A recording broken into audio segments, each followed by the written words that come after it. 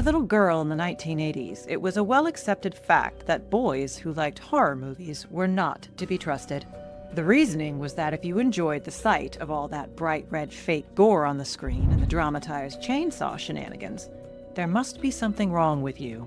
Of course, getting older means you experience the genre and find out for yourself that actually, horror is an extremely cathartic genre to enjoy because, as Randy from Scream tells us, there are a set of rules to surviving a horror movie. Follow the rules and you'll be fine. Break the rules and you won't be. But that's part of the fun for the audience, isn't it? We have the smug sense of superiority as we watch the group split up for no reason, or the big-boobed girl go investigate a strange noise in the dark garage.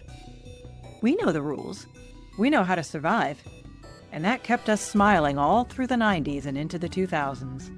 But then, something changed, and horror writers gave us new terrors to live with. Ones that were much harder to wiggle away from. Horror as a genre has changed significantly since its feature film heyday in the 1970s and early 1980s. In print, it's remained steadily popular through its many iterations. But horror in film has been somewhat less consistent. If you can believe it, there was a time where it was overtly sneered at in its entirety. But that can largely be blamed on filmmakers of the late 80s and early 90s consistently producing gory nonsense with bad effects. When Scream revived the genre for the screen in 1996, it also revived the prestige to be found among screenwriters, meaning there was a whole new crop of creatives looking for ways to horrify and frighten their audience. There's been much made of the term elevated horror and much debate about what that even means. But a common trope to be found is the manifestation of mental illness as the villain in horror and psychological thrillers. Movies like Hereditary and The Babadook terrified audiences with horrific examinations of grief, while movies like Melancholia and Shutter Island dispensed with the jump scares and focused on the terror of having your mind and emotions not under your own control. Some of these excellent films are instances where the mental illness itself is the villain, like in Black Swan, and some are instances where mental illness drives otherwise good people to harm others, as in Split. But 2019's The Lodge is a bit of both. It's a masterful and terrifying example of what elevated horror is and ever should be. More than anything, this film is about unintended consequences and how we don't really see other people and the demons they live with. The first scenes of the film are devoted to a father of two, Richard, telling his wife that he plans to divorce her. He's met someone else and he's going to marry her. The wife, played by Alicia Silverstone, waits for him to leave with the children and promptly commits. But this moment of despair is not the subject of the movie. It's just the inciting incident.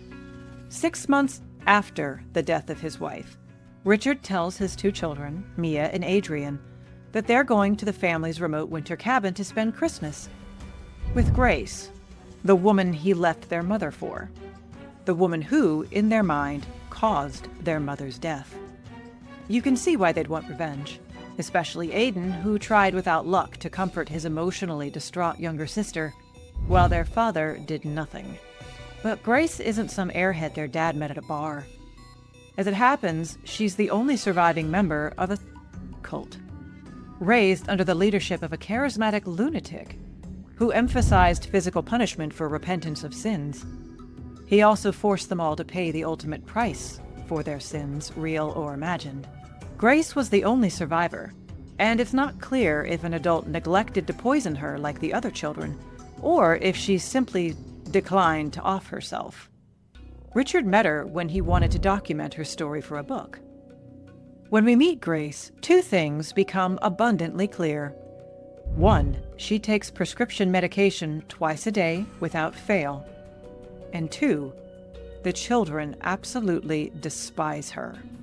Richard then leaves Grace and the children in the cabin, alone, and the children will have their revenge. It's hard to say what Aiden thought would happen when he drugged Grace and hid all of her possessions, including her medication. I can't imagine what this grief-stricken 13-year-old boy thought would happen when he tried to convince a PTSD-afflicted survivor of a death cult that she was indeed already dead, and the three of them were in purgatory. It's not hard to see where he got the idea. He had watched The Others, just like I did, excellent movie by the way, and he decided to punish Grace, to make her think she was in purgatory for the sin she had committed against his mother, against him and his sister. But he's just a boy. He couldn't possibly have known what his actions would bring forth. It's never said what Grace's pills are, but as we see her desperation to find them and her rapid descent into psychotic episodes and fugue states, I suspect they were antipsychotics. They realize too late that the prank, the punishment, has gone too far. Aiden and his sister find Grace sitting outside in sub-zero temperatures in her house clothes, because as part of the prank they had hidden all of her coats and shoes. Grace is clutching her little dog, who froze to death, to her chest. She is despondent. She is in despair, and they don't really know what to do with her at that point. Aiden wraps a coat around her shoulders and says, "We were just pretending, Grace. We're not dead or in purgatory. We were just pretending." But I'm afraid it's far, far too late. Even if Aiden had read her medication bottle, would he have known what the long word meant? Probably not. If he were older, would he have had a better understanding that Grace may not view her surviving the cult to be a good thing? I don't know. The Lodge is marketed as a horror movie, and it certainly is horrifying. But it's ultimately a tragedy of children lashing out in pain and having no idea of the consequences. Because how could they? It's hard to blame the children, really, or even Grace's mental illness. After all, if kept under control with medication, therapy, and a support network, she would have been fine. And so would everyone else. No, if there's a villain to this movie, it's Richard. He divorced his loving and faithful wife for a much younger and prettier woman, expecting his children to just go along with it. He brushed off their grief at their mother's death, shoehorning this other woman into their family despite his children's clear opposition, and then he left them alone in an isolated cabin with a woman they hated who was on antipsychotics. He knew everything about Grace's experience. He had the footage from the cult, the police reports, everything. He knew exactly how tenuous Grace's grip on reality was. But, it'll be fine. Because for Richard and guys like him, everything will always be fine. Someone else will clean up the mess.